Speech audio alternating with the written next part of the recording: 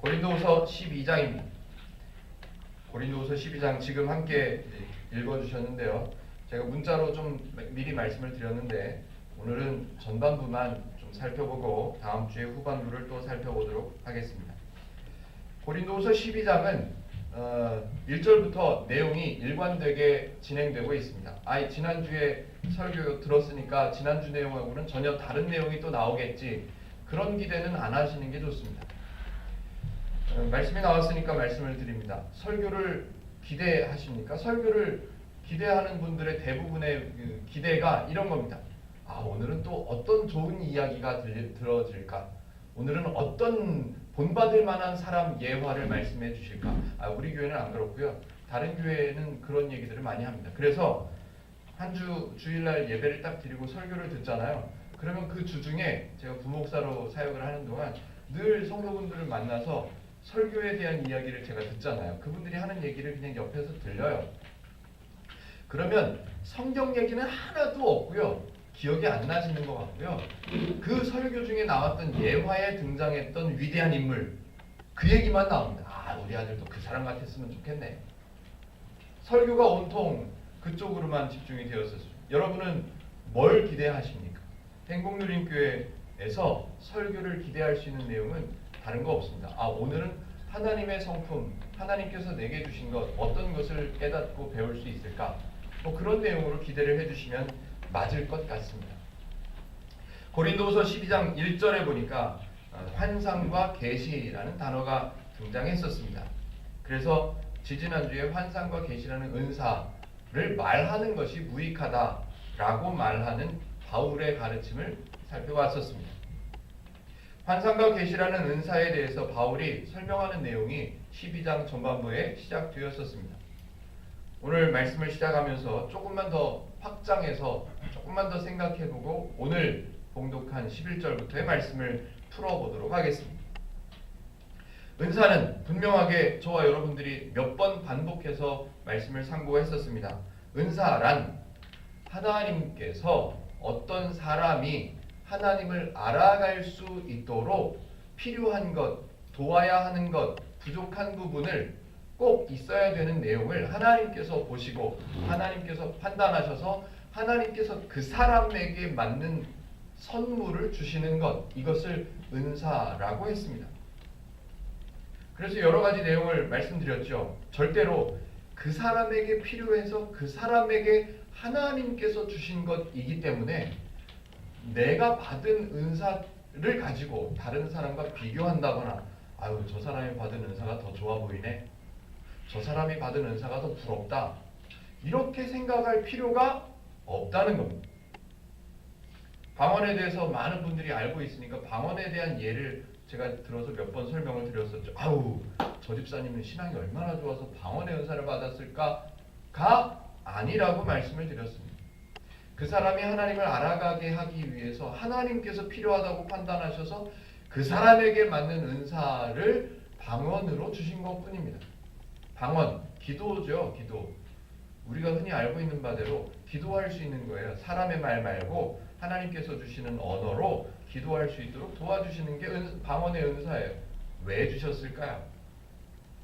그 사람에게, 그 사람이 하나님을 알아가는데 필요해서, 하나님과 대화하고 하나님과 이렇게 동행하면서 살아가야 될 성도인데도 불구하고 하나님하고 얘기를 하려고 안 해. 하나님하고 대화하는 거를 모르겠고 그런 거 별로 안 좋아한다고 그러고 사람들한테도 무슨 기도를 하냐고 주먹을 믿어야지 막 이런 사람이에요. 오죽 답답하셨으면 방언의 은사를 주셨을까? 오죽 대화하고 싶었으면 하나님께서 저 사람하고 대화를 하고 싶으셨으면, 오죽 말을 안 들으면 방언의 은사까지 주셨을까라고 쯧쯧쯧 생각하는 게 오히려 맞습니다. 저 집사님 믿음이 얼마나 탁월하셔서 방언의 은사를, 아니요. 은사에 대해서 다른 인식이 없었을 시대에 어떤 과거에 방언의 은사를 받았다라고 하면 사모하고 부러워하고 존경스러워했던 시기도 있었습니다. 어떤 사람이 병고침의 은사를 행하고 있다 그러면 거기 달래 들어갔던 시대도 있었습니다. 누가 환상을 봤다고 말하면 그 환상을 봤다고 말하는 사람의 이야기를 듣고 싶어서 쫓아다니기도 했었던 때가 있었습니다. 누가 계시를 말한다고 하나님의 계시를 듣고 전달해 준다는 사람이 있다라는 소문이 들리면 무조건 또 쫓아갑니다. 그래서 자신의 미래를 물어보기도 하고 듣고 싶어 했었죠. 그런 때가 있었습니다. 언제요? 은사에 대해서 바르게 인식하거나 바르게 배우지 못했던 때에. 비단 지금 이야기뿐만은 아닙니다. 고린도 지역에 있는 성도들도 그랬었던 것 같습니다. 그래서 사도 바울은 은사에 대해서 구구절절 설명해냅니다. 바르게. 사도 바울이 가르쳐주는 내용 중에 이런 내용이 있죠. 그 은사들, 환상과 계시, 그거 너한테 필요했던 거야 라고요. 그래서 사도 바울이 10수년 전에 만났던 한 사람 이야기를 합니다. 어디를 갔다 왔다고 말하는 사람, 환상 가운데 3번째 하늘까지 올라갔다고 이야기하는 사람, 그 사람에 대해서 소개를 합니다. 그런데 무익하다고 말합니다. 그 사람에게 필요하니까 그 사람을 3번째 하늘까지 데리고 올라갔었던 건데 사도 바울은 관심이 없습니다. 그런 사람을 만났었어 라고 말을 하는데 관심이 없습니다. 관심이 없다는 것을 어디서 봤었죠? 지문, 괄호 안에, 우리 성경에 괄호 안에 써 있는 거예요. 그 사람이 몸 안에 있었는지 몸 밖에 있었는지 난 그런 거 모르겠다. 관심도 없다. 하나님은 아시겠지. 하나님. 만약에 저와 여러분들에게 그 사람이 3번째 하늘까지 올라갔다 왔던 그 환상이 중요했었다면 사도 바울이 아마 얘기했을 거예요. 그 사람이 이야기한 것을 잘 연구하십시오. 잘 공부해 보십시오. 잘 따져보십시오. 존경해야 됩니다. 우리도 따라가야 됩니다. 3번째 하늘까지 올라갔다 오는 환상을 거머쥘 수 있으려면 그 사람처럼 기도해야 되고 그 사람처럼 그랬었을 겁니다. 그런데 사도 바울 스스로도 말합니다. 나는 그 사람이 몸 안에 있었는지 몸 밖에 있었는지 나는 상관도 없고 나는 모르겠다. 똑같은 얘기를 2번씩이나 합니다. 하나님은 아시겠지. 하나님은. 특별히 환상과 계시라는 이 은사에 대해서 불편한 오해들이 많이 있었던 것 같습니다. 그래서 사도 바울이 환상과 계시가 중요해서 이렇게 말을 꺼낸 게 아니라 그 시대 사람들이, 고린도 지역의 사람들이 특별히 환상이라는 것과 계시라는 은사 때문에 막 혼돈스러워하고 그런 모습들을 바로잡아주기 위해서 예를 들어서 설명하는 내용인 거죠. 한때 부러워하고 유익하다고 생각했고 그 사람에게, 성도들에게 이야 이거는 꼭 얻어야 돼 라고 생각했던 그 은사들, 존경하고 부러워했던 그 은사들, 그런 은사들이 무익하다고 말하는 것이 아니라 그런 은사들은 그 사람에게만 필요한 거고 그 사람에게 필요해서 주신 그 은사를 다른 사람에게 말하거나 자랑하거나 퍼뜨리거나 언론에 떠들거나 신문에 내거나 TV에 나오건 그럴 필요가 없다. 그것은 무익한 행동이다 라고 말하는 겁니다. 사도 바울은 단정해서 말합니다. 무익하나마 부득불 하고 싶지 않은데 무익한 걸 뻔히 아는데 부득불 어쩔 수 없이 너네들이 지금 거기 빠져 있으니까 어쩔 수 없이 내가 설명하고 있다.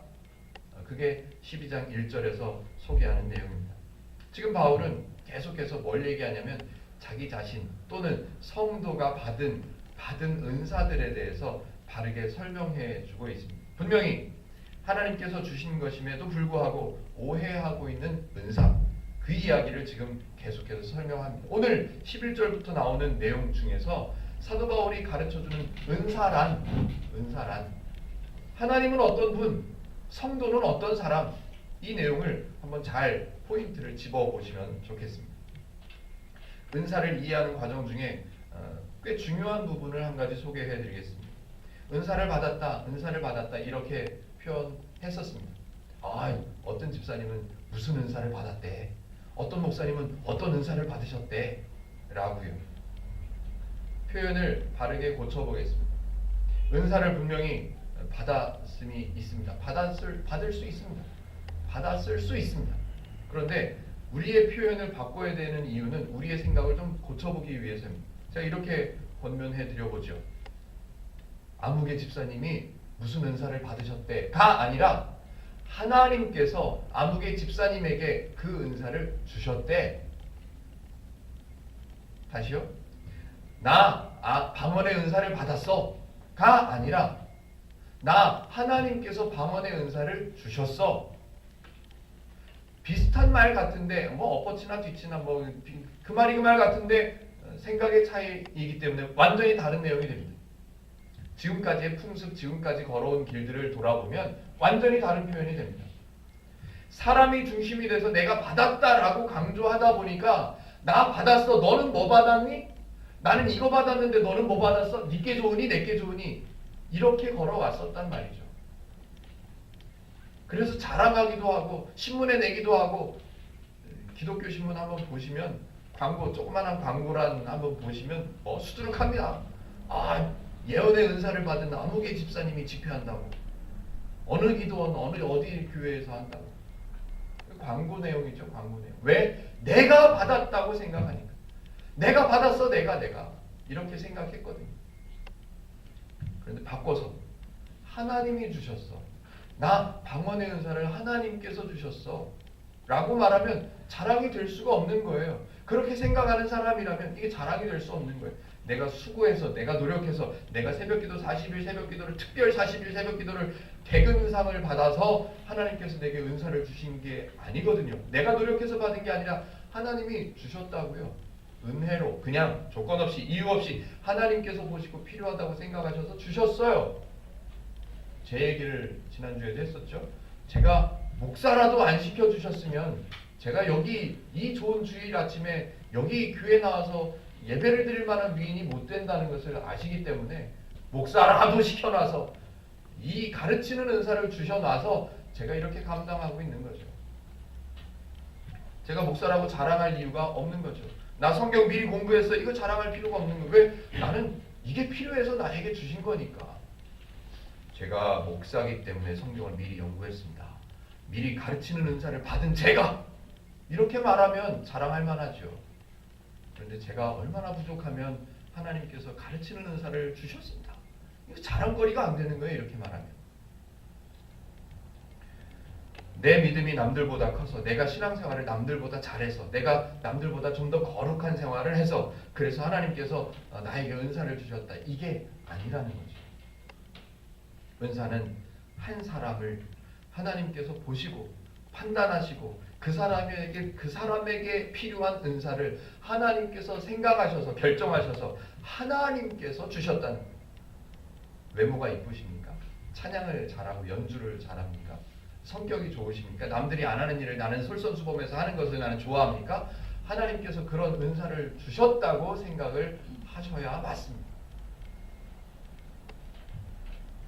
그러지 않으면 내가 남들 안 하는 일 내가 했는데 누가 안 봐주나? 자랑할 거리를 찾게 되죠. 내가 설교를 이렇게 잘하는데 누가 나 좀 안 봐주나? 네, 자랑거리로 찾아가게 됩니다. 아니요, 그렇지 않습니다. 내가 환상을 보았다가 아니라 하나님께서 내게 필요해서 환상을 보여주셨구나로 가야 되고요. 내가 계시를 들었어. 내가 계시를 이런 계시를 들었어가 아니라 하나님께서 내게 계시를 주셨어 라고 생각해야 맞다는 거죠. 비슷한 말 같지만 완전히 다른 말입니다. 내가 받았다라고 생각하면 지금까지 잘못 걸어왔던 신앙의 모습들을 그대로 가는 거예요. 아니요. 은사는 내게 주셨다고 생각하는 여러분에게 주셨다고 생각하시는 그 은사는 하나님께서 주신 겁니다. 알죠. 아니요. 생각을 바꾸셔야 된다. 내가 받은 게 아니라 하나님께서 주셨다는 것으로 생각을 바꿔야 된다. 지금 사도 바울은 계속해서 그런 얘기하는 거예요. 그런 얘기. 사도 바울은 자신이 받은 은사, 자신이 받은 고린도후서 저 앞부분에 있었습니다. 내게 주신 하나님의 능력이 분명히 있다고 자랑합니다. 나는 하나님의 능력을 받은 사람이야. 하나님께서 내게 은사를 주신 사람이야. 라고 이야기합니다. 그런데 어디에도 내가 받은 사람이야. 라고 나를 강조한 적이 한 번도 없습니다. 오히려 사람들이 사도 바울을 높여줍니다. 아유, 가르치는 은사를 받은 분이네. 아유, 대단한 목사님이시네. 라고 말할 때 사도 바울이 말합니다. 심는 이나 물 주는 이는 아무것도 아니다. 나는 심는 사람인데 복음을 심는 사람인데 니네가 나를 왜 심는 분 대단하시다 라고 말하냐. 나는 아무것도 아니다. 주보 앞에 제가 요즘 본문하고 어울려서 소개를 하는데요. 주보 앞 그림 속에다 제가 써놓은 구절이 이런 거예요. 그런즉 심는 이나 물 주는 이는 아무것도 아니로되 오직 자라게 하시는 이는 하나님뿐이니라. 내가 받았다, 내가 이런 사람이다라고 생각하면 이런 구절을, 이런 성경을 쓸 사람이 못 됩니다. 그런데 나는 받은 것은 분명한데 누가? 하나님께서 주셨다. 이거를 분명하게 강조하고 있는 거죠. 사도 바울이 겸손해서가 아닙니다. 사도 바울이 믿음이 좋아서 하나님을 강조하는 게 아닙니다. 누구보다도 잘 압니다. 자기 자신은, 사도 바울 자기 자신은 믿는 사람이라 그러면 쫓아가서 핍박하고 감옥에 가두고 때리고 그랬던 사람이라는 것을 자기 자신이 압니다. 어떤 사람이요? 하나님의 복음을 전할 수 있을 만한 사람이 못 된다는 것. 하나님의 말씀을 깨달아서 하나님의 복음을 바르게 알아서 전할 만한, 가르칠 만한 사람이 못 된다는 것을 누구보다도 잘 압니다. 그런데 자기가 하고 있거든요. 그래서 바울은 스스로를 분명하게 압니다. 아, 이건 내가 하는 게 아니라 주신 분이 있어서 하는 거구나 라는 것을 분명하게 압니다. 같은 주제인 것 같지만 한번 오늘 새로운 내용도 한번 짚어내 보시면 참 좋겠습니다. 11절입니다. 11절이요. 내가 어리석은 자가 되었으나 너희가 억지로 시킨 것이니 나는 너희에게 칭찬을 받아야 마땅하도다. 내가 아무것도 아니나 지극히 크다는 사도들보다 조금도 부족하지 아니하리라. 그냥 한번 지나가면서 읽어보면요, 좀 복잡한 것 같은 그냥 지나갈 수 있는 내용입니다. 그런데 이 구절을요, 11절을 한 번 읽어보고, 두 번 읽어보고, 세 번 또박또박 읽어보고, 끊어서 읽어보고, 잘 읽어보면요, 이게 말이 안 됩니다. 말이 안 돼요. 지금까지는 사도 바울이 제가 설명드린 것처럼 내가 아니라 주신 분, 그분을 얘기하는데 갑자기 생뚱맞게 나는 너희에게 칭찬을 받아야 마땅하도다 라고 말합니다. 자랑 안 한다며요. 자기 자신은 아무것도 아니라며요. 그런데 갑자기 사도 바울이 칭찬을 받아야 마땅하도다 이럽니다. 근데 또 그 말이 끝나자마자 나는 또 아무것도 아니야. 나는 아무것도 아니래요. 또 이랬다 저랬다. 그 다음에는 또 바뀝니다. 지극히 크다는 사도들, 베드로 이런 사도들보다 나는 조금 더 부족하지 않아? 이게 말이요, 이리 갔다 저리 갔다 지금 마치 그냥 사도 바울의 성격, 사도 바울의 가르치고자 하는 목적을 모르는 사람이 읽으면 이건 완전히 횡설수설입니다. 이리 갔다 저리 갔다 주제도 모르고 목적도 모르고 방향성도 없는 말이에요. 내가 어리석은 자가 되었었는데 니네가 억지로 시켰잖아. 이거 뭐예요? 나는 너희에게 칭찬을 받아야 마땅한 사람이야. 근데 나는 아무것도 아니야. 근데 나는 지극히 크다는 사도들보다 더 큰 사람이야. 부족함이 없어 나는. 말이 이리 갔다 저리 갔다 합니다. 사실은 쉬운 말은 아니죠. 이게 아무나 할 수 있는 말이 아닙니다. 나 칭찬받을 만한 사람이야. 누가 얘기해요? 어떻게 해? 내 외모를 봐. 나 칭찬받을 만한 사람이야. 그런 사람 여기 한두 명 있군요. 저를 비롯해서 칭찬받아 마땅하다라고 말하는 것은 부끄러운 얘기예요. 남사스러운 얘기고요. 창피한 얘기예요. 그런데 사도 바울은 한단 말이에요. 남들이 그렇게 생각할 걸 뻔히 아는데도 그렇게 말해요. 나는 칭찬받아 마땅해 라고요. 사도 바울이 만약에 고린도후서를 처음 기록하면서 1장 1절에서 이 얘기를 썼다면 이거는 읽을 만한 책이 아닙니다. 그런데 사도 바울은 지금 앞부분에 충분히 나는 이런 사람이고 나를 세우신 분은 하나님이시고 한참 설명을 했어요. 알아들을 수 있도록 설명을 해놓은 뒤에 이야기를 한단 말이에요. 나는 칭찬을 받아야 마땅해. 그 이유가 뭔지를 아니? 그 얘기를 이제 할 거란 말이에요. 나는 특별한 은사를 받은 사람, 나는 탁월한 능력을 받은 사람이야. 이거 자랑하려고 그러는 게 아니라 나는 특별한 은사를 주신 하나님이 계셔. 나는 탁월한 하나님의 능력을 받은 사람이야. 왜? 주신 하나님이 계시기 때문에. 그 얘기를 이제 풀어가는 보는 거예요. 한번 들어보세요. 사도 바울은 지금 자기 자신이 각 받은 은혜, 받은 능력 이거를 자랑하고 싶은 게 아니라 내가 받은 은혜를 어떻게 설명하는지, 내가 받은 하나님의 능력을 어떻게 이야기를 하는지를 사도 바울은 너희들이 나를 칭찬해 마땅하도록 나는 그걸 처리하고 있다고 얘기하는 거예요. 나는 지금 내게 주신 그 은사를 설명하고 있는데 이 설명하는 방법이 너희들이 나에게 칭찬할 만한 설명 방법이다라고 말을 하는 거죠. 첫 번째 중요한 성도의 원리를 하나 살펴보죠. 어떤 은사라 하더라도 그 은사를 받은 사람이 자랑이 되거나 화제가 되어서는 안 된다라고 말씀을 드렸습니다. 그게 첫 번째 중요한 내용이에요. 오늘 설교에서 두 번째 내용입니다. 두 번째. 사도 바울은 자신의 사도됨을 의심하는 사람이 있다는 이야기를 들었습니다. 야, 그 사도 바울이 무슨 사도냐? 무슨 복음을 그 사람 돈 벌으려고 하는 거야. 그 사람 자기 사람 만들려고 하는 거야. 자기의 추종자를 만들려고 하는 사람이고 그 사람 로마 시민권도 있는 사람 아예 자기 자랑하려고 그러는 거야. 그렇게 오해하는 사람이 있었습니다. 그 이야기를 들었어요. 그래서 사도 바울은 자기 자신이 사도 되었다는 것을 아무에게도 사람들에게 고린도 지역의 성도 야 나 사도야 까불지 마 라고 증명하려고 한 내용이 전혀 없었습니다. 그게 중요하다고 생각지 않았기 때문에 그렇습니다. 내가 오해받는 건 괜찮아. 하나님만 전해지면 돼. 이렇게 생각하고 있기 때문에 그거를 변명하거나 변론할 이유가 없었습니다.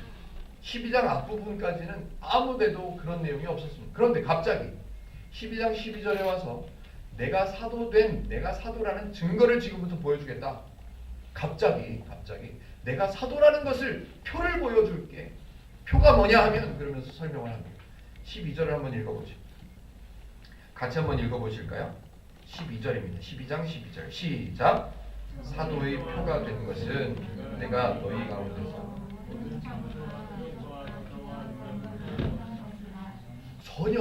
전혀 다른 이야기를 하고 있는 것 같아 보입니다. 내가 사도야, 이래봬도 사도야. 니네가 나를 의심해? 증거를 보여줄게. 증거가 뭐냐 하면 내가 받은 능력, 내가 받은 은사, 나의 특별한 것들이 있는 사도야 라고 말하는 것처럼 보입니다. 그런데 엉뚱한 자랑이 하나 더 들어가 있습니다. 가만히 보니까요. 사도의 표가 된 것, 내가 사도라는 증거를 보여줄게. 증거가 뭐냐 하면서 시작하는 말이 내가 너희 가운데서 괄호하고 모든 참음과 괄호 닫고 표적과 기사와 능력을 행한 것이라 라고만 말하면 사도 바울 대단한 능력이 있구나.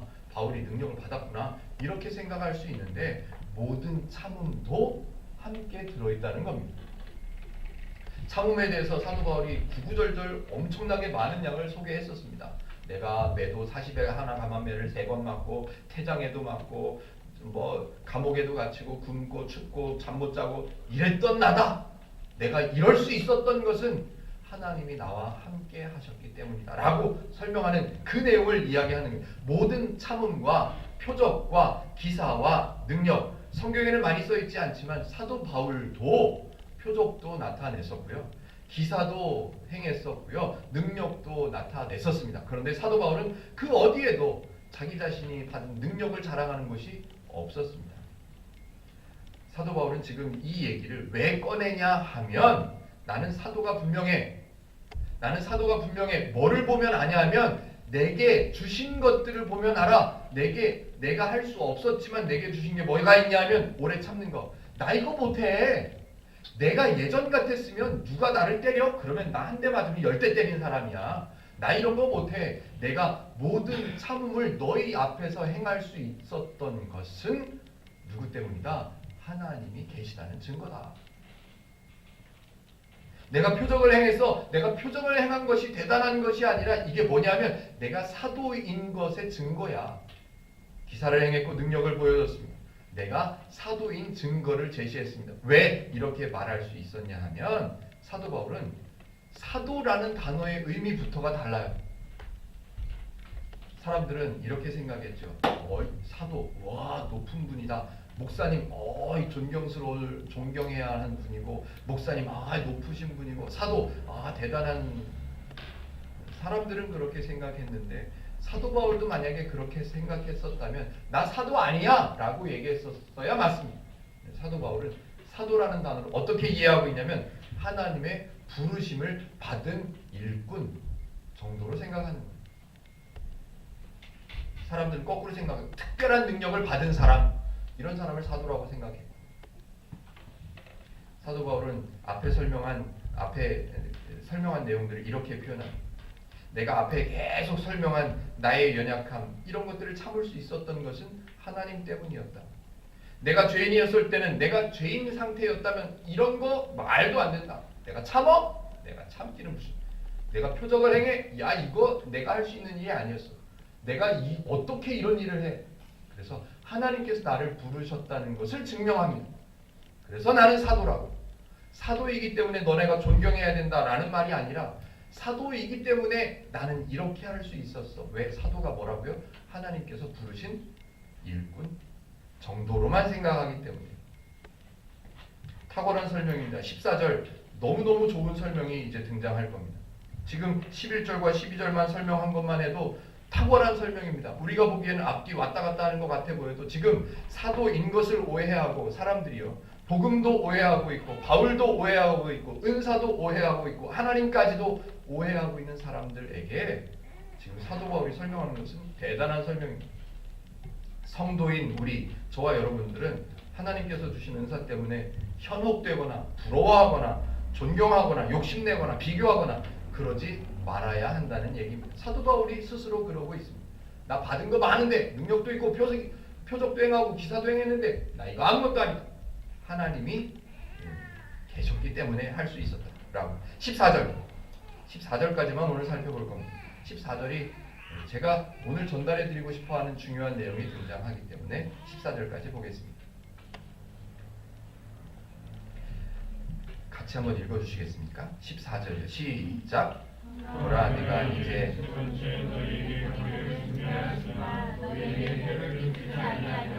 내가 구하는 것은 너희의 종이 아니요 오직 너희가 어린아이가 부모를 위하여 주를 쫓아가는 것이 아니요 부모가 어린아이를 위하여 하느니라. 제가 조금 전에 말씀드렸었습니다. 사람들 중에는 사도 바울을 돈 벌려고 하는 짓이야 저 사람 라고 오해하는 사람들이 있었다고요. 근데 사도 바울은 그 오해가 중요하다 중요하지 않다? 별로 안 중요하다고 생각합니다. 그런데 말을 합니다. 내가 너희들의 재물을 얻으려고 하는 게 아니라 라고 설명을 합니다. 왜요? 그 오해는 중요하지 않은데 그 생각 가지고 하나님을 설명할 수 있기 때문에 얘기하는 거예요. 중요한 것은 저는 색깔을 표시해 놨거든요. 내가 구하는 것은, 혹시 표시하실 수 있으면 오늘 표시해 보세요. 제가 설교의 제목으로 삼아뒀습니다. 내가 구하는 것은 바울이 지금 설명하고 바울이 행하고 있는 모든 행동, 말의 목적을 얘기하는 거예요. 내가 구하는 것은 재물이 아니라, 다 같이요, 오직 너희니라. 사람들은 이렇게 생각합니다. 하나님이 주인이라고 하셨으니까 우리는 하나님을 섬겨드려야 된다고. 사람들은 하나님이 우리를 부르셨으니까 우리는 하나님을 위해서 헌신해야 된다고 생각합니다. 오해입니다. 하나님께서 우리를 부르셨으니까 부르신 은혜가 감사하니까 우리는 하나님을 위해서 수고해야 되지, 하나님을 위해서 봉사해야 되지, 하나님을 위해서 헌신해야 되지라고 오해입니다. 하나님이 주인이라고 말씀하셨으니까 우리는 종이 된 거지, 우리는 종이 되었으니까 하나님을 섬겨드려야지, 오해입니다. 오늘 14절에서 분명하게 설명합니다. 기독교는 전능하신 하나님께서 부족하고 능력이 없고 자격이 안 되는 사람을 위해서 수고하시고 희생하시고 봉사하시고 죽어주신 내용이 담겨있는 것이 기독교입니다. 그래서 하나님께서 부족한 사람들, 능력 없는 사람을 위해서 희생하시고 수고하시고 봉사하시고 죽어주셔서 사람들은 그 결과를 배우고 누리는 겁니다. 그 결과 때문에 사람이 은혜를 받았고 하나님께서 수고해 주셨기 때문에 우리는 행복할 수 있고 구원을 누릴 수 있는 성도가 된 것입니다. 어떻게 어린아이가 부모를 위해서 재물을 모아야 된다고 생각을 하냐, 이 모자란 사람들아. 어떻게 어린아이가 부모를 위해서 밖에 나가 돈을 벌어야 된다고 생각을 하냐. 아니다. 어린아이를 위해서 부모가 재물을 모으고 저축하는 게 맞다. 어떻게 성도가 하나님을 위해서 수고해야 된다고 생각을 하냐? 아니다. 좀 좁혀서 생각해 보죠. 기독교의 축소판 교회, 하나님을 배워가는 교회입니다. 성경을 미리 연구하고 가르치는 일을 하고 있는 목사, 그리고 삶의 현장에서 땀을 흘리고 열심히 일하고 열심히 애써서 수입의 일부를 떼어서 교회를 세워가는 성도. 예를 들어서 목사가 성도를 불러다가 아무개 집사님, 하나님 얼마나 공부했어요? 성경 얼마나 읽었어요? 성경 얼마나 연구했습니까? 라고 물어봐서 결과물이 부족하면 그 정도 해가지고 되겠습니까? 나는 얼만큼 하는데, 목사인 너는 얼만큼 하는데 성도 집사님은 그렇게 해서 되겠습니까? 라고 따진다면 우스운 거죠. 왜요? 성경을 미리 연구해서 가르치는 일은 목사가 할 일입니다. 아직 배울 기회가 적고 성경을 연구할 시간이 부족한 성도들에게는 목사가 하나님을 가르치기 위해서 목사가 수고하고, 목사가 준비하고, 목사가 봉사하고, 목사가 연구하는 게 맞는 거예요. 어떻게? 이 웃기잖아요. 성도가 성경을 연구해서 목사를 가르친다, 이렇게 생각하면 말이 안 되잖아요. 마찬가지예요. 어떻게 아이가 아비를 위해서, 아이가 부모를 위해서 재물을 모아야 된다고 생각을? 아니다. 여기서 기독교의 아주 중요한 진리를 하나 꼭 마음에 새기셨으면 좋겠습니다. 사람들이 생각합니다. 나는 교회를 20년 다녔고 교회의 중직을 맡았으니까 교회를 위해서 내가 희생해야지. 아니요. 반대로 생각하십시오. 내가 교회를 위해서 무엇을 해야 되나가 아니라 하나님께서 내게, 교회가 내게 가르쳐주는 게 뭐가 있나를 먼저 찾아야 됩니다. 하나님께서 구하시는 것은, 사도 바울이 말합니다. 내가 구하는 것은 오직 너희니라. 내가 구하는 것은 재물도 아니고 능력도 아니고 표적도 아니고 기사도 아니고 아무것도 아니다. 내가 구하는 것은 너희니라. 죄의 사고방식, 세상의 사고방식, 이렇게 말합니다. 누가 말했는지 아시는 분은 아십니다. 국가가 당신을 위해서 무엇을 할 것인가를 묻지 말고 당신이 국가를 위해서 무엇을 할 것인가를 먼저 물어봐라. 누가 말했어요? 존 F. 거시기. 존 F. 케네디라는 대통령이 그렇게 말했어요. 사람들이 막 우와 명언이라고. 아니요. 기독교는 정반대입니다. 성도가 하나님을 위해서 무엇을 할 것인가, 성도가 교회를 위해서 무엇을 할 것인가를 먼저 묻지 말고 하나님이 부족한 나, 성도인 나를 위해서 하나님이 행하신 게 뭐가 있을까? 하나님이 뭘 희생하셨을까? 하나님이 뭘 수고하셨을까? 하나님이 뭘 봉사하셨을까를 먼저 확인해야 됩니다. 성도가 교회를 위해서가 아니라 교회가 성도를 위해서, 성도가 목사를 위해서가 아니라 목사가 성도를 위해서. 좀 더 넓게 가보죠. 초신자가 기신자를 위해서가 아니라 기신자가 먼저 믿은 기신자가 초신자를 위하는 것, 이게 순서입니다. 조금 더 크게 생각하면 비성도가, 믿음이 없는 하나님을 모르는 사람들이 성도들을 이해해 주는 것이 아니라 성도가 그들을 먼저 이해해 주는 거죠. 어제 밤늦게까지 우리 신학생들하고 전단지도 더 잘라놓고 오늘 아침까지 아파트를 돌고 왔습니다. 아파트 우편함에 또 다 찌르고 했습니다. 어제 밤늦게까지 찬양도 연습한다고 막 연주하고 노래 부르고 막 이렇게 했었습니다. 그래서 제가 소리가 좀 커지길래 조용히 하자고, 건반 소리 줄이라고. 왜 그럴까요? 우리끼리 좋다고 우리 연습하면 돼요. 근데 저 3층에 계시는 분들이, 안 들리겠죠? 3층에 계시는 분들이 아이고 교회 사람들이니까 또 꿍짝꿍짝하네, 내가 참아줘야지. 전애들이 참을 일이 아니에요. 우리가 전애들을 먼저 신경 써줘야죠. 우리가 전애들을 먼저 신경 써줘야 돼. 왜? 우리는 받은 사람들이니까. 우리는 소유한 사람들이니까. 성도가 비성도를 먼저 이해해 주는 것이 맞는 거예요.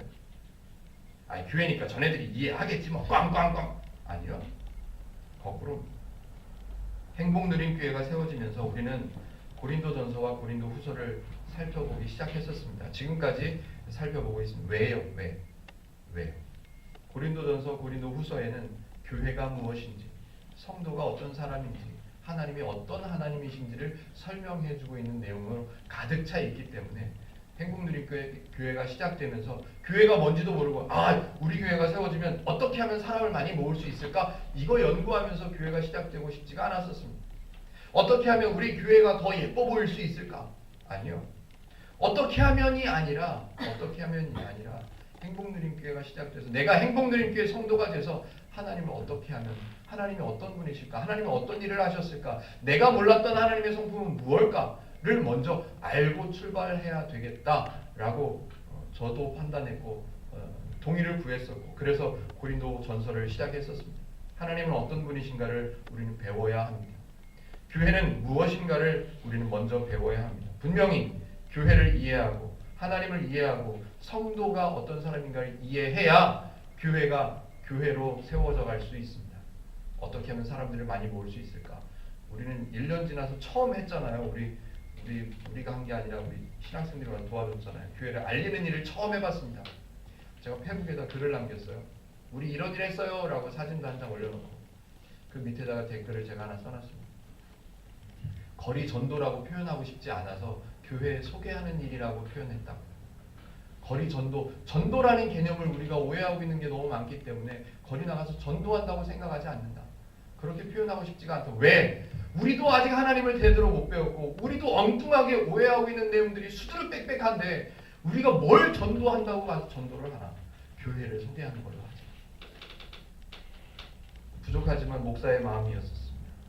행복누림교회의 성도인 저와 여러분들, 우리는 하나님께서 우리를 위해서 행하신 일을 먼저 배워갔으면 좋겠습니다. 내가 하나님을 위해서 뭘 해야 되지? 야, 나를 구원해 주셨는데, 내 주인이라고 하셨는데, 내 남편이라고 하셨는데 나는 이제 하나님을 위해서 뭘 하지가 아니라 사도 바울이 가르쳐주는 것처럼 하나님이 내게 주셨다, 하나님이 이런 일까지 해주셨다를 먼저 배우셔서 엉뚱한 성도도 아닌 성도로 살아가지 마시고 하나님께서 희생하시고 수고하시고 섬겨주신, 죽어주신 그 결과가 무엇인지를 알아서 행복을 누리고 기쁨을 누리고 성도인 것을 누리는 저와 여러분들이 되시기를 주님의 이름으로 축복해 드립니다.